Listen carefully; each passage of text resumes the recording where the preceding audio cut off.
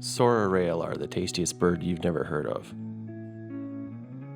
When Paul asked if I wanted to come along to join a family tradition of chasing them through his local public wetlands, I couldn't resist.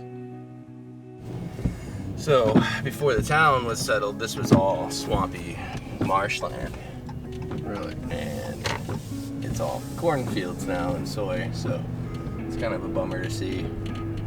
But luckily, we've got a lot of public ground up here, all the way up and down Highway 79. So, the place that we're going, it's a nature preserve, so it's pretty cool. They've restored a lot of it.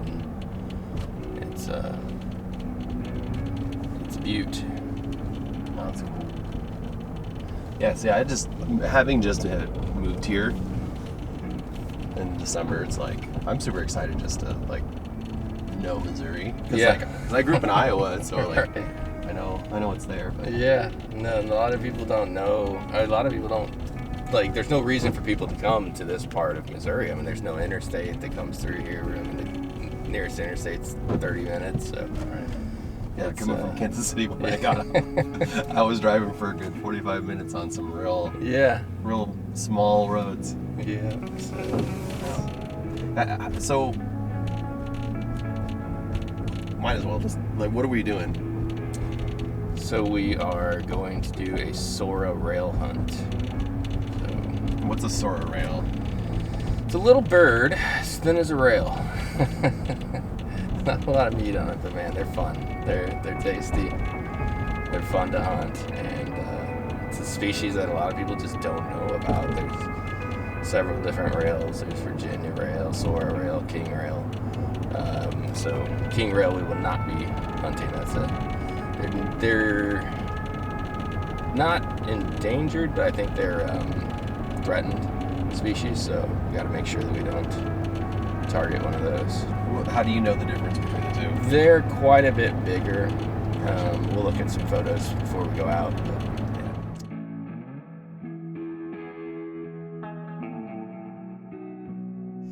This is where you park. This is where you go in. Like, there's no information out there for people to, like, partake in something like this. Like, if I didn't have somebody that had done it with somebody, I just wouldn't know how to do it. So, just weird.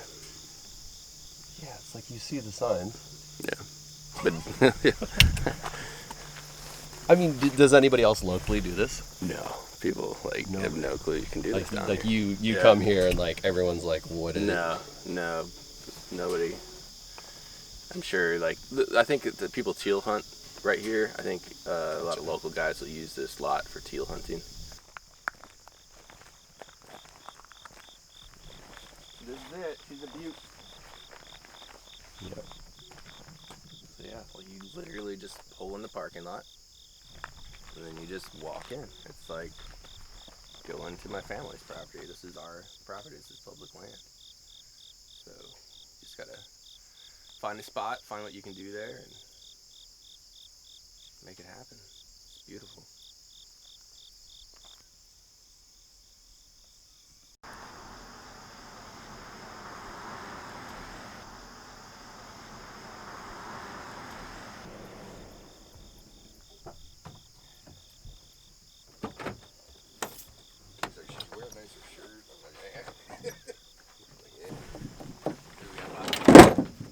Yeah, it's about going to get the old.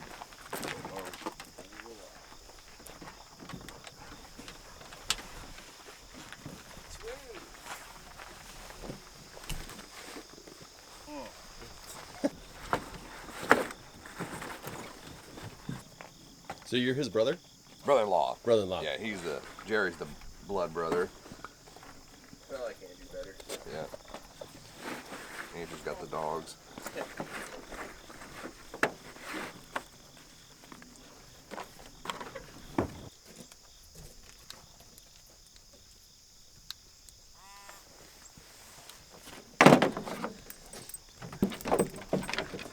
How often do you get out with your dogs? And not as much as I'd like.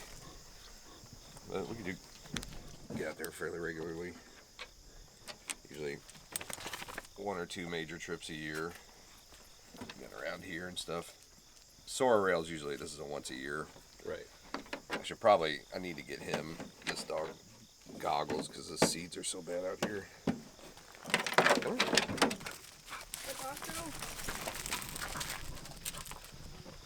Well, I am assuming there's water out here. If there's not, we will go somewhere else. But this is where we go every year. So if there's no water, there's no birds? Or? No birds. We need about ankle deep water. That's what we're looking for. So I worked on this area when I was in high school and college. So when I'd mow and before I'd go back to school, like you'd see them a lot. Yeah. So yeah, I mean on this one obviously knew the manager and everybody that worked there, so just knew the area. But they said like only me and like a fisheries biologist that they know of hunt Soras. All right. Good.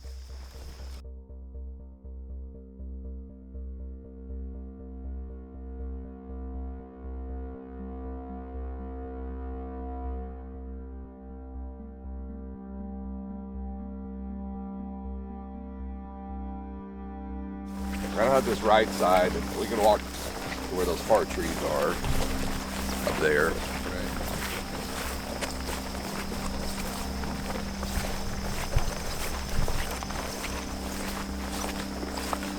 So they already got quite a bit of water on it.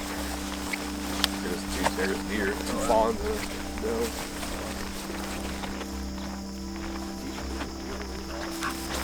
Already. There is another big like pond over there we trap wood ducks on, lower spot. And I guess doves, if you see a dove tube, you can shoot it too. Yeah. Yeah, teal season's kind of a madhouse out here. It's just basically free range on it. You just get there early and get your spot. That's how they did duck season here this last year too. So I worked here in high school. I ran the duck draws on BK Leach on the weekends. And then they stopped doing the draws, I think after the shed got destroyed in the last flood. I'm not sure what they're doing this year with it.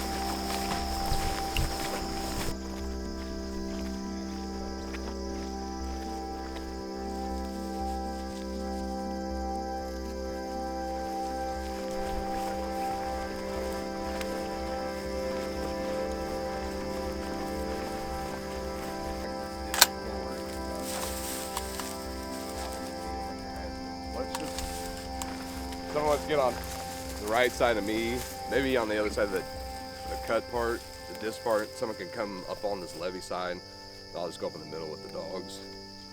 We'll just see what we can roust up. So.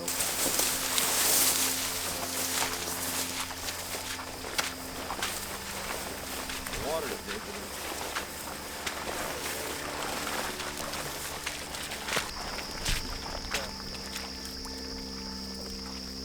Yeah, hold on, Jerry. Heel. Heel.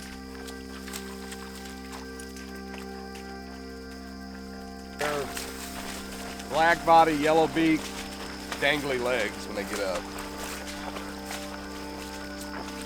Hey, Jerry, I may have you go over like 10 more yards that way. There's one.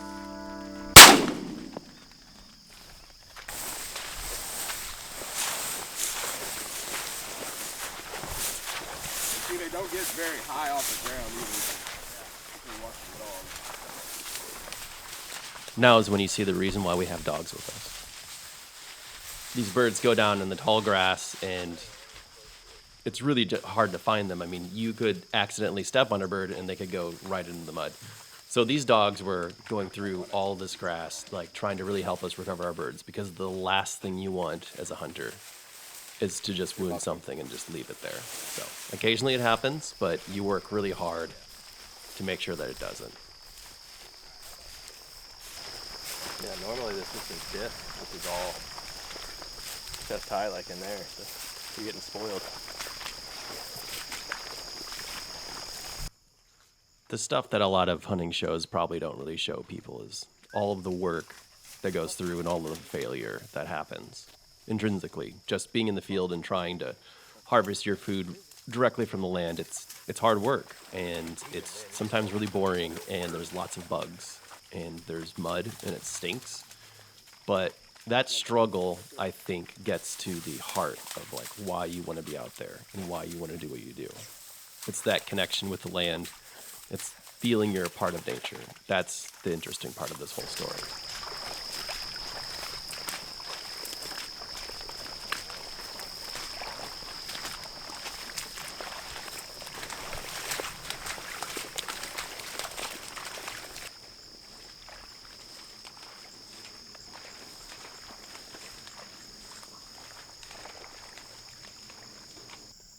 That beeping that you heard was the dog's collar. That indicates that she's pointing.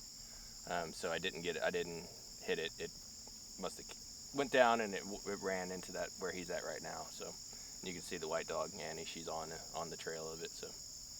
All right. All right, hold on. They don't want to go across that opening.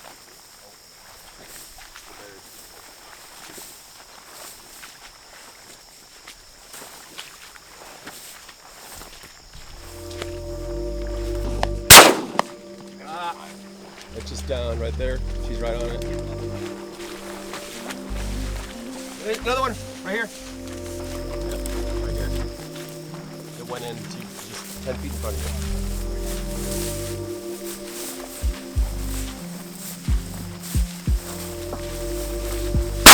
There you go.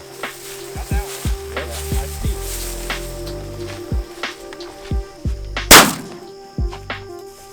Yep. Yeah. Here, Bob. All right. Keep seeing. Yeah, I see too. Here, Bob.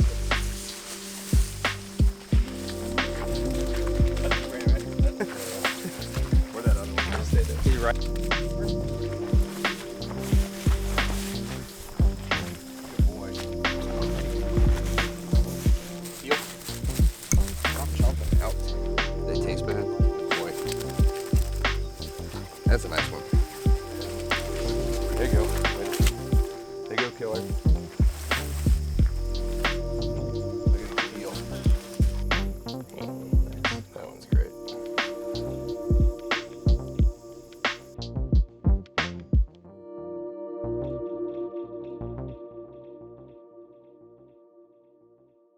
That's gonna marry her. That place is great. You might get a sandwich. This is a great bird. Oh my gosh, like grizzly pattern everywhere.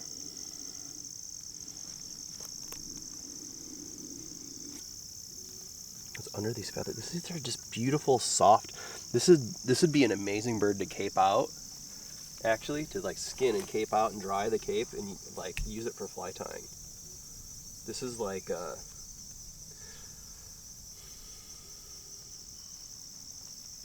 I almost feel bad that I'm not going to use all these feathers. This is really interesting. So it's probably what keeps them warm when they're in the water. Would be my guess.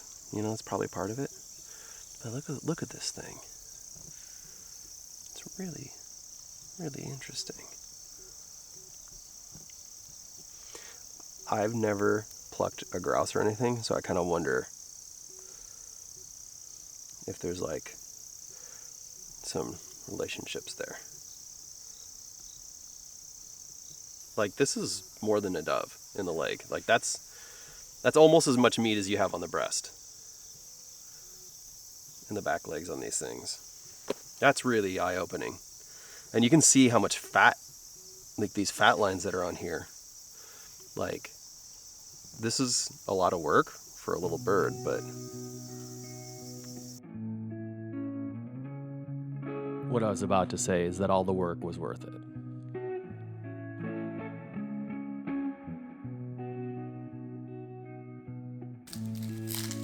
Yeah, these are out of our garden this year.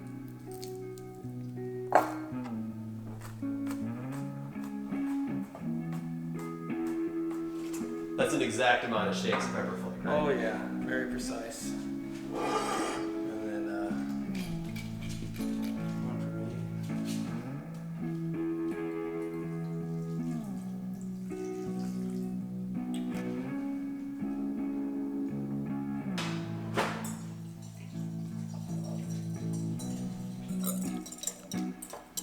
We're just making it up as we go.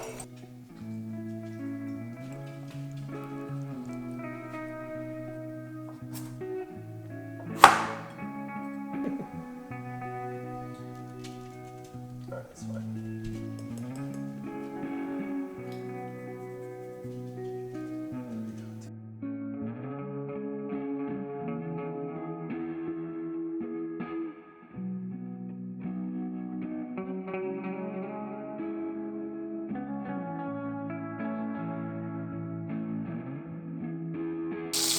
With that fat render.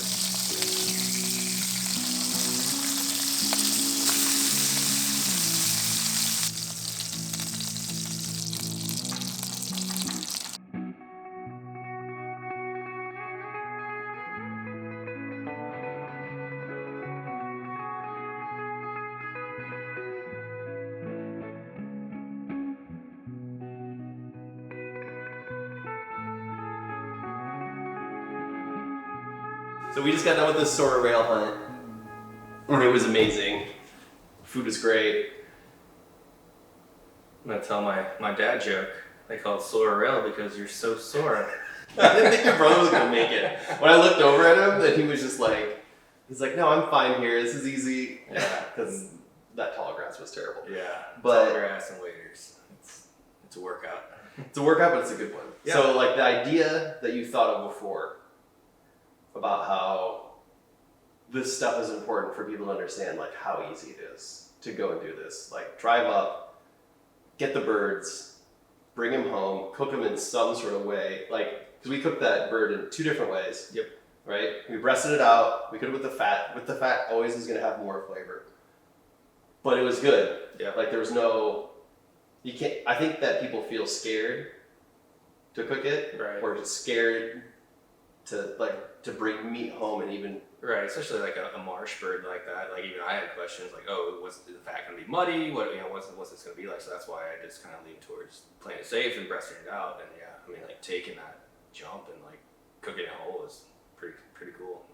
yeah. I was like, I at least have to know. Yeah. Right. I mean, what's the worst thing that can happen? It just tastes like a little off, but it was actually really, really wild. So yeah, we're gonna probably try to do more of this for everybody in the future. Yep. So yeah, we just want we want to hear about what public land hunts you're doing. If there's anything that you're good at, let us know. We'd like to make some content out of it. If you're a cottontail on public land hunt, like we would love to see that, or frog gigging, or whatever it is. You know, Yeah. other content than whitetail. So let us know what you got. Let us know what you want to see, and we'll make it. So. And hit us up before you go, because I was along shooting all this stuff, and maybe if I have time, like I love going out with different people and like seeing how they do things, like getting you out with you and your brothers on like this sort of family thing you guys do every year, like once a year. Like, why wouldn't I want to go along and just watch? Yeah. You let me use your dad's shotgun, I think that was. Yeah, dude, it's unbelievable. It's super fun. Yeah, man. I can't believe I actually shot both those birds. Good shooting. I'm not the best shot always. So. Yeah. Yeah, that's fun, man. Let's do it again next year. Alright, cool.